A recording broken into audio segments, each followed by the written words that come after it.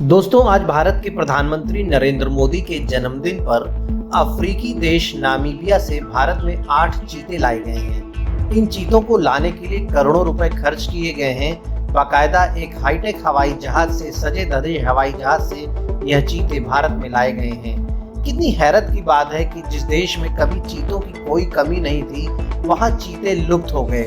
हमारे देश भारत में 1952 में ही चीते विलुप्त हो गए थे। भारत से कब और कैसे ये चीते विलुप्त हो गए, मुगल काल से ब्रिटिश काल तक की एक रोचक कहानी है जो आपका जानना जरूरी है। प्रधानमंत्री नरेंद्र मोदी के जन्मदिन के मौके पर अफ्रीकी देश नामीबिया से भारत में खास तौर पर 8 चीते लाए गए हैं। इन्हें लाने के लिए पिछले कई वर्षों से तैयारी की जा रही थी। कितनी हैरत की बात है कि हमारा देश जो पहले दुनिया में जंगली जीवों के लिए प्रसिद्ध था, सभी प्रजातियां यहाँ पर पाई जाती थी और चीते खास तौर पर बड़ी संख्या में भारत में पाए जाते थे। उसी भारत में ये हालात हो गए कि विदेशों से हवाई जहाज पर बैठाकर चीते लाने पड़ रहे हैं। 1947 में जब हमारा देश आजाद हुआ तो उस समय देश में गिने चुने चीते थे। इस समय जहाँ छत्तीसगढ़ का राज्य है, वहीं पर एक कोरिया नाम की रियासत थी।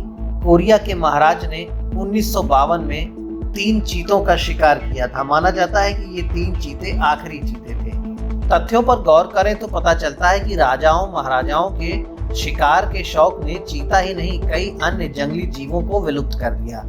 एक वक्त था जब चीता पूरे भारतीय उपमहाद्वीप में पाए जाते थे और भारत में तो बड़ी संख्या में पाए जाते थे। वो झाड़ियों में अपना घर बनाते थे और घास के खुले मैदानों में अटखेलियां किया करते थे। भारत में अभी घास के खुले मैदान हैं। हाँ, उनका क्षेत्रफल जरूर घट गया है, लेकिन चीते तो बहुत पहले ही विलुप्त हो चुके हैं। चीता बिल्ली प्रजाति का ही एक जानवर है। ये बहुत फुर्तीला होता है और दुनिया का सबसे तेज दौड़ने वाला जानवर है। इसकी अधिकतम रफ्तार 120 किलोमीटर प्रति घंटा की हो सकती है, यानी आपकी 4 पहिया गाड़ियों से भी चीता तेज दौड़ सकता है। और इसकी फुर्ती इतनी तेज होती है कि ये 4 सेकंड में ही 120 की रफ्तार हासिल कर सकता है। धरती के सभी जानवरों में चीता को सबसे तेज माना जाता है। इसके बावजूद चीता कैसे लुप्त हो गया, कैसे इसका शिकार कर दिया गया, इसके पीछे एक बड़ी कहानी है। इतिहासकारों के मुताबिक मुगल शासक अकबर के पास सैकड़ों चीते थे। हालांकि मुगल शासक भी भारतीय राजाओं की तरह चीतों का शिकार करते थे। इसके बाद जब देश में धीरे धीरे मुगल शासन समाप्त हुआ और ब्रिटिश सरकार देश की सत्ता में प्रभावी हो गई, तो अंग्रेजों ने भी चीतों के संरक्षण पर कोई ध्यान नहीं दिया। अंग्रेजों के राज में भी राजा महाराजा और मुगल बादशाह चीतों का शिकार करते रहे। चीतों के समाप्त होने की एक बड़ी वजह ये रही कि बड़ी संख्या में चीतों को राजाओं महाराजाओं और बादशाहों ने पालतू बना लिया था।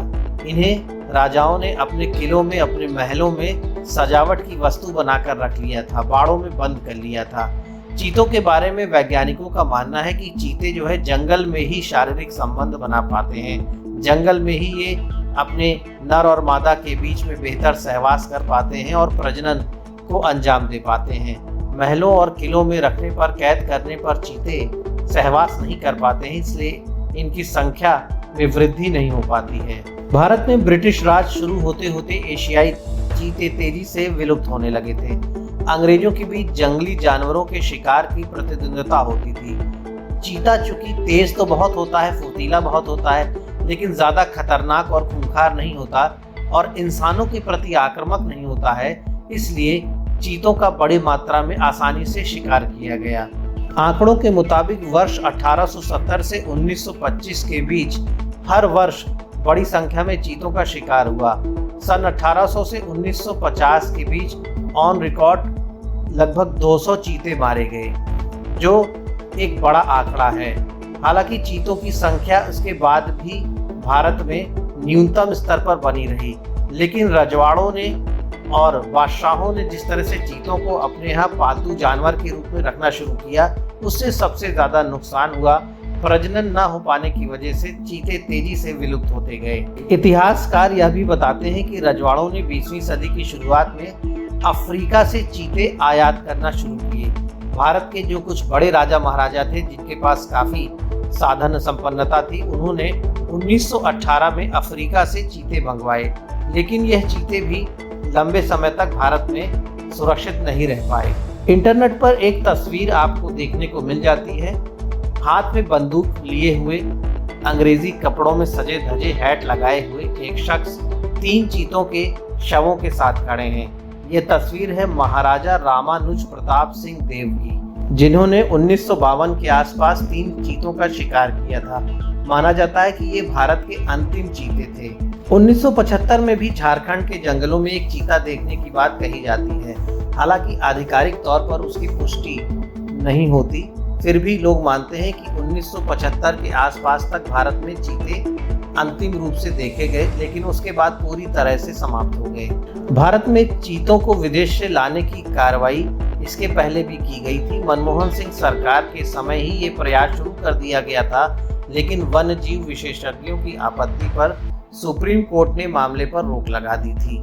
सुप्रीम कोर्ट ने सरकार को निर्देश दिया कि अंतर्राष्ट्रीय मानकों के अनुसार चीतों को भारत में लाने की सारी व्यवस्थाएं पहले सुनिश्चित कर ली जाए, उसके बाद ही इन्हें भारत में लाया जाए, जिससे यह सुरक्षित रह सकें। 2019 में प्रधानमंत्री नरेंद्र मोदी की अगुवाई में भारत सरकार ने गंभीरता से इस बात के लिए प्रयास किया। अंतर्राष्ट्रीय विशेषज्ञों को बुलाया गया और मध्य प्रदेश के कूनो राष्ट्रीय उद्यान में चीतों को रखने के लिए सारी व्यवस्थाएं कराई गई। अंतर्राष्ट्रीय स्तर के विशेषज्ञों को विदेशों से भी बुलाया गया और इस बात को सुनिश्चित किया गया कि चीतों को यहाँ पर कोई भी दिक्कत न हो और वो आसानी से यहाँ पर रह सकें, प्रजनन कर सकें और अपनी संख्या बढ़ा सकें।